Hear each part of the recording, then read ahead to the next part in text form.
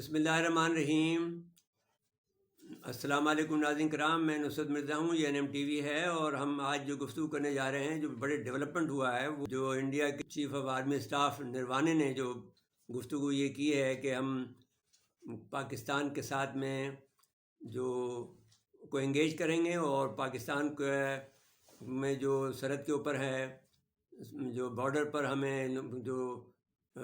Cease fire line کی violation ہو رہی ہے اس کو روکیں گے۔ جو انہوں نے لفظ استعمال کیے ہیں وہ ہم آپ کو سنا دیتے ہیں۔ We are confident that our continuous engagement with Pakistan we will be able to prevail over them۔ اب یہ جملہ ایسا ہے جس پر اعتراض ہے کہ ہم پر پریویل کیسے کرے گا۔ we have prevailed over them، we will able to prevail over them and come to an understanding and that violence at the border helps no one۔ پھر دوسری بڑی خبر یہ ہے کہ انڈیا اور پاکستان کے ملٹری DGMOs ہیں جو کہ ملٹری آپریشنز کے DG کہلاتے ہیں، ان کی ہاٹ لائن پہ گفتگو ہوئی ہے،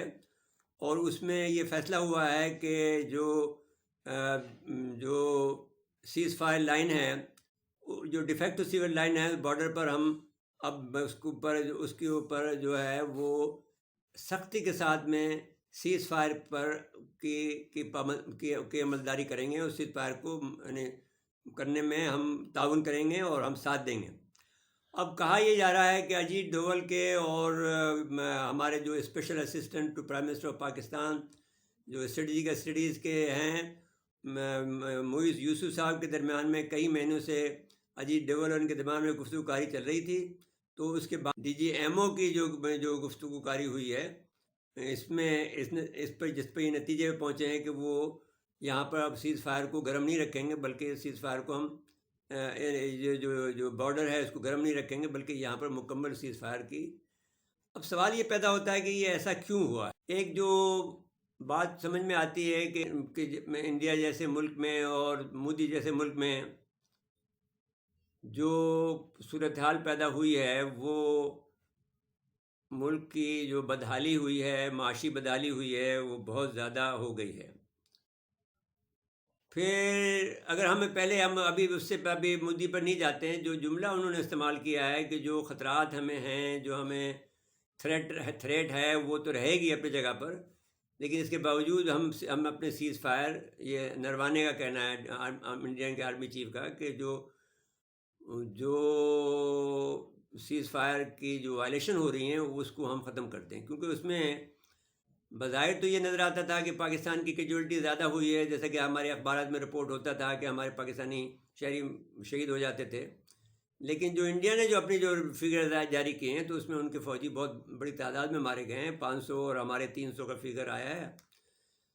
اب سوال یہ ہے کہ اب ہم یہاں بات کر سکتے ہیں اس کو کہ یہ ٹھیک ہے، یہ گفتگو کاری ہو رہی تھی، یہ سمجھا جا رہا تھا، پھر ابھی سری لنکا کا دورہ بھی کیا ہے عمران خان نے، انہوں نے اچھی اسٹیٹمنٹ شپ کا مظاہرہ بھی کیا ہے۔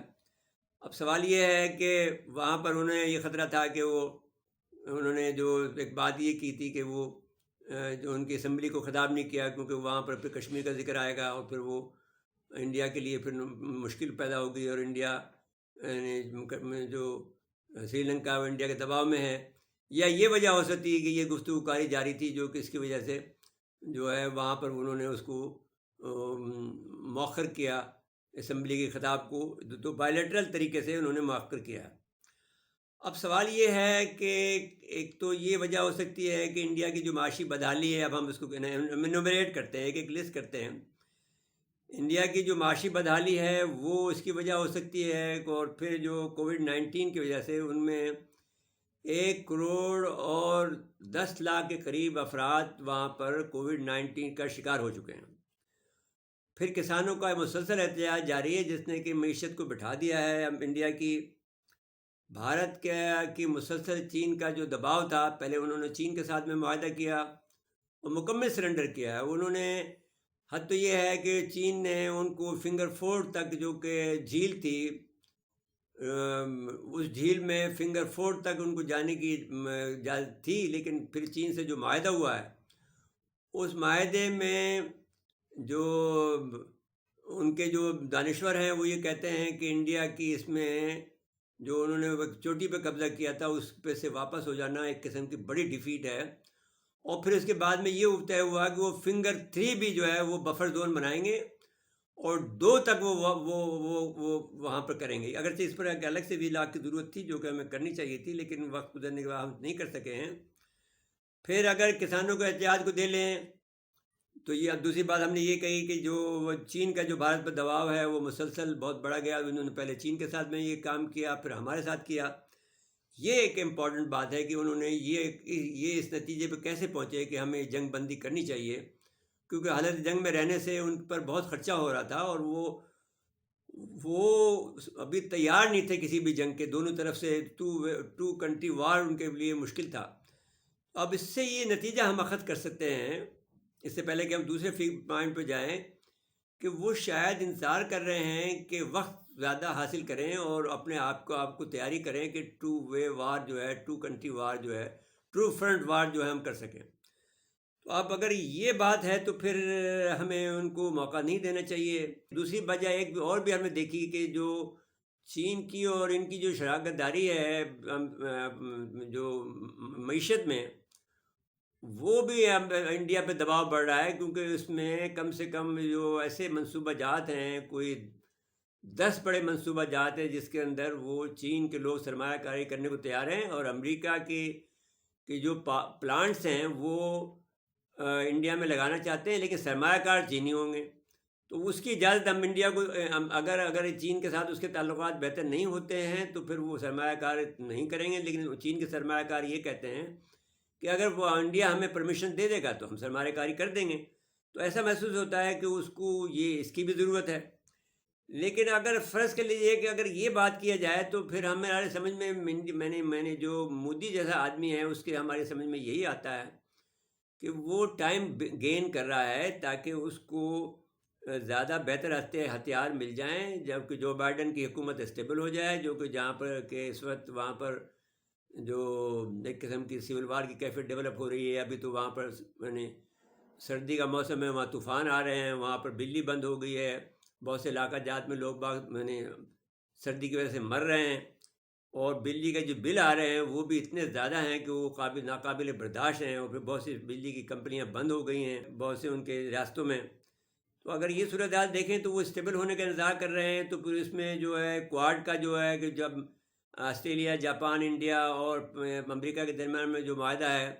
جو کہ ان کو چین کو جو ہے بحر جنوبی چین کے اندر ان کو انگیج کرنا ہے، ان کو وہاں سے وہاں لڑنا ہے، اس میں وہ ابھی اس میں متحرک ہونے میں وقت لگ رہا ہے۔ یا جو بیکا ہے جو کہ انفارمیشن کا جو ہے طریقہ ہے کہ وہ ان کو انفارمیشن دے گا، سیٹلائٹ سے حساس معلومات دے گا، تو وہ کام میں بھی اس کو دقت آ رہی ہے، اور پھر اب میرے خیال میں روس کا بھی دباؤ ہے۔ تو ایسی صورتحال میں یہ بہرحال ایک عجیب بات ہوئی ہے کہ جو لفظ استعمال کیا ہے انڈیا کے چیف آف آرمی اسٹاف نے کہ امپرومنٹ ہوئی ہے پاکستان اور انڈیا کے معاملات میں، تو پاکستان تو برسے سے کہہ رہا تھا کہ بھئی ہم بات چیت کرو، اس کے علاوہ تو کوئی حل نہیں ہے، لیکن یہ لوگ کہتے تھے کہ ہم بات چیت نہیں کریں گے۔ تو اب بہرحال انہوں نے بات چیت کر لی ہے، تو بہرحال یہ از اے میٹر آف ڈسکشن، اور ابھی اس میں جو مزید ہمیں تفصیلات کا انتظار ہے اس کے اوپر ہم تبصرہ کر سکیں گے زیادہ۔ لیکن اس وقت تو یہی ہے کہ اس وقت بظاہر یہ نظر آتا ہے کہ یہ انڈیا کو ریئلائز ہو گیا ہے